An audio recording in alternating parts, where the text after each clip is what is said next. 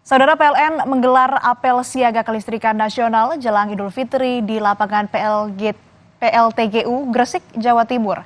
Dipimpin langsung Direktur Utama PLN, pihaknya menyatakan kesiapannya menghadapi Lebaran Idul Fitri 1445 Hijriah yang tinggal beberapa hari lagi.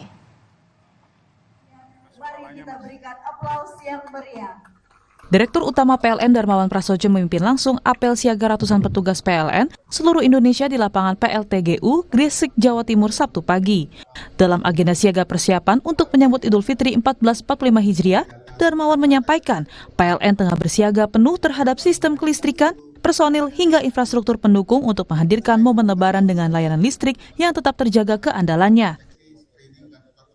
Darmawan juga menyampaikan saat ini seluruh infrastruktur kelistrikan PLN memiliki stok energi primer di atas hari operasi pembangkit. Pasokan energi primer dalam posisi yang aman, rata-rata di atas 20 hari operasi, dan beban puncak pada Hari Raya Idul Fitri 1445 Hijriah diperkirakan sebesar 32.749 MW.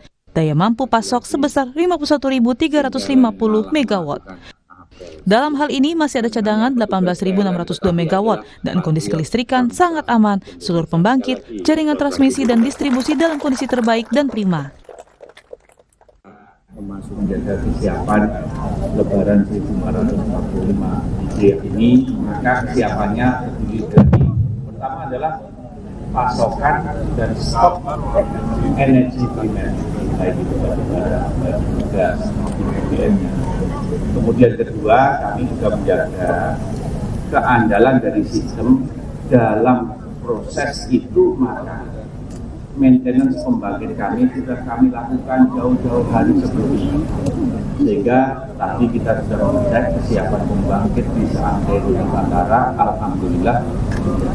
Kemudian juga selama masa siaga Ramadan dan Idul Fitri tahun ini, PLN menyiagakan 81.591 personil dan 2.766 posko yang tersebar di setiap titik vital kelistrikan dan pusat keramaian publik. PLN juga menyiagakan personilnya siap melayani selama 24 jam.